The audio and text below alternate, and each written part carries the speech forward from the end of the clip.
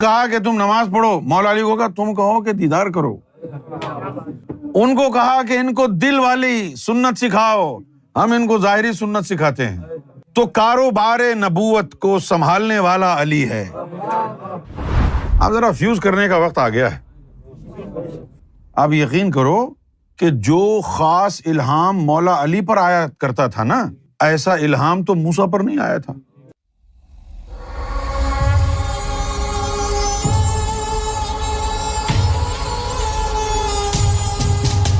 اب دیکھیے نا کہ مولا علی کے لیے احادیثوں میں آیا ہے، حضور صلی اللہ علیہ وسلم نے فرمایا ہے مولا علی کے لیے کہ علی کی حیثیت اور اس کا تعلق میرے ساتھ ایسا ہی ہے جیسا ہارون کا موسیٰ کے ساتھ تھا۔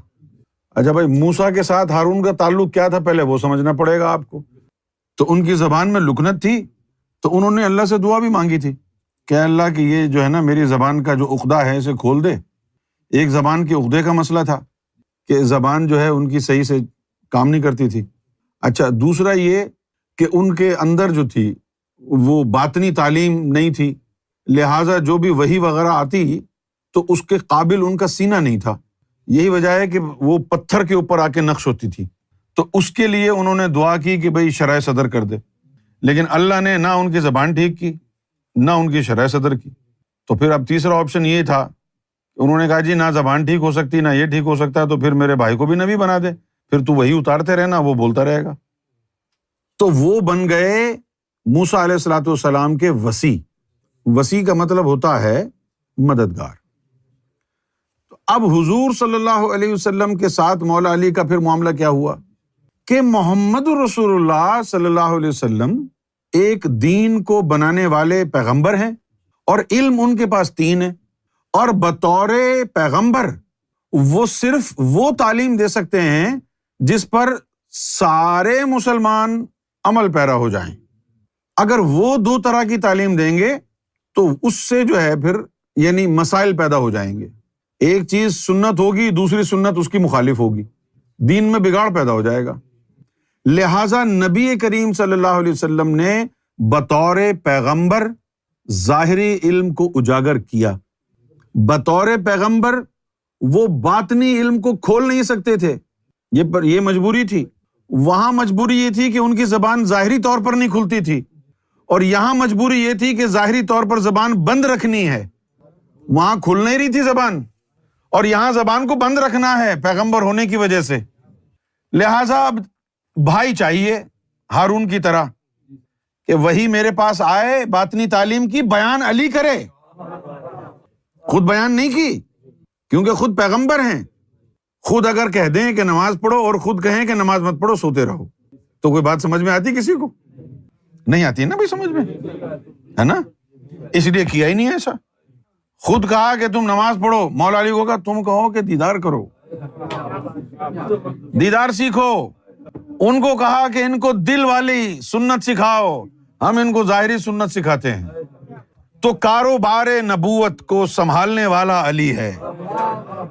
وحی کا جو دوسرا اور بڑا حصہ ہے اس کو پھیلایا مولا علی نے، باطنی علم۔ تبھی آپ نے فرمایا کہ انا مدینۃ العلم، کہ میں علم کا شہر ہوں، وعلی بابھا، وہ اس کا دروازہ ہے۔ تو وہی تعلق ہو گیا مولا علی کا۔ فرق تو ہے لیکن مناسبت ہے نا، ایک نسبت تو شامل ہو گئی نا۔ وہی کام لیا گیا ہے اسی نہج پر جو ہارون نے کام کیا۔ اچھا، اب یہاں پر یہ بتا دیا تھا حضور صلی اللہ علیہ وسلم نے، یہ بتا دیا تھا کہ یوں تو علی کی میرے ساتھ نسبت اور شراکت ویسی ہی ہے جیسی ہارون کی موسیٰ کے ساتھ تھی۔ فرق صرف اتنا ہے کہ علی نبی نہیں ہے، کیونکہ انا خاتم النبیین لا نبی بعدی، میرے بعد کوئی نبی نہیں آئے گا، لہٰذا مائنس نبوت۔ اور پھر نبوت کی ضرورت بھی کیا ہے؟ اب شیف بنانی ہے گھر پہ بنا لو یا نائی سے بنوا لو، شیف ہی تو بنانی ہے نا۔ نبی نہ ہو تو وہی چیز جو وحی الہی نبی پر آتی ہے وہ الہام بن کے ولی پہ آ جاتی ہے۔ تو فرق کیا ہوا؟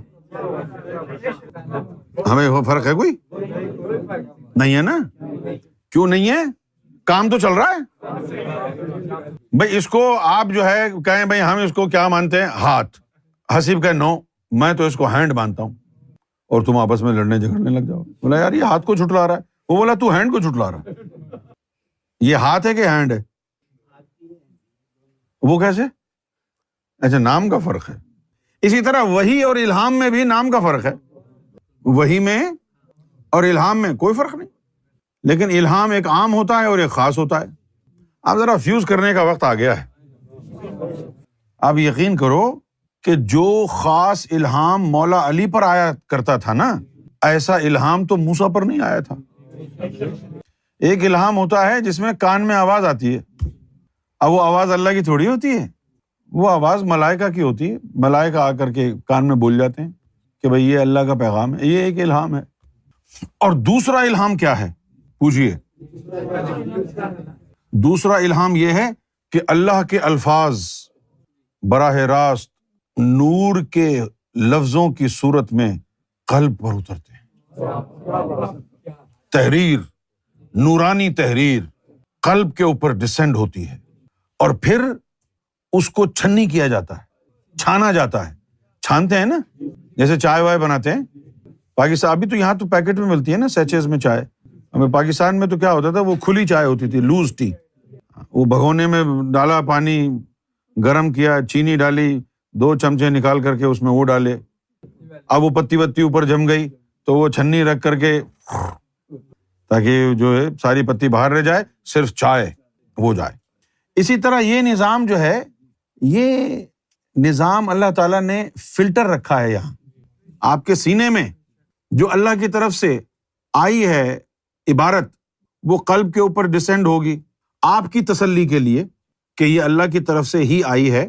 آپ کی تسلی کے لیے اللہ نے یہ قانون بنایا کہ قلب سے پھر وہ جائے گی برابر میں، برابر والے لطیفے میں. برابر والا لطیفہ ہے سری، اس کے بعد وہ جائے گی بیچ والے لطیفے پر. بیچ والا لطیفہ ہے اخفا. اخفا کا زبان سے تعلق ہے. اب جب اخفا کا زبان سے تعلق ہے تو وہ آگے نہیں جائے گی، اب اخفا سے زبان پہ چلی جائے گی. جو اللہ بول رہا ہوگا نا، اب وہ آواز آپ کی زبان سے نکلے گی. یہ خاص الہام ہے. میں نہیں بول دی، میں نہیں بول دی، میرے وچ میرا یار بول دا. اس کی باطنی تفسیر یہی ہے. تو مولا علی کے اوپر یہ خاص الہام آتا تھا، زبان سے نکلتا تھا. وہ جو تعلیم تھی، اس تعلیم کے ذریعے لوگوں کو رب ملا. اس تعلیم کے ذریعے لوگوں کو اللہ کا دیدار نصیب ہوا. اب آپ سوچیں گے کہ یار حضور نے تو کوئی حدیثوں میں ایسی باتیں کہی نہیں ہیں، تو یہ مولا علی نے اپنی طرف سے بنائی ہیں کیا؟ یہ باتیں میں کیوں کہہ رہا ہوں؟ مجھے یہی تانے ملے نا 20 سال سے. جو میں نے تعلیم خاص جو میرے قلب کے اوپر آئی، میں نے لوگوں کو بتایا تو لوگوں نے کہا جی ہم نے تو کبھی نہیں سنا سرکار سے. یہ اس کی من گھڑت تعلیم ہے، یہ خود بنائی ہے اس نے تعلیم. کبھی سرکار نے کوئی ایسی بات نہیں کہی. اب یہ کون لوگ تھے جو جانتے ہی نہیں تھے؟ یہ روحانیت کو جانتے ہی نہیں تھے، ان کو پتہ ہی نہیں تھا روحانیت کیا ہوتی ہے. تو سرکار جب تشریف لائے اور 20 سال لوگوں کے ساتھ گزارے ہیں سرکار نے، تو اس وقت صرف لوگوں نے وقت گزارا ہے، تعلیم حاصل نہیں کی.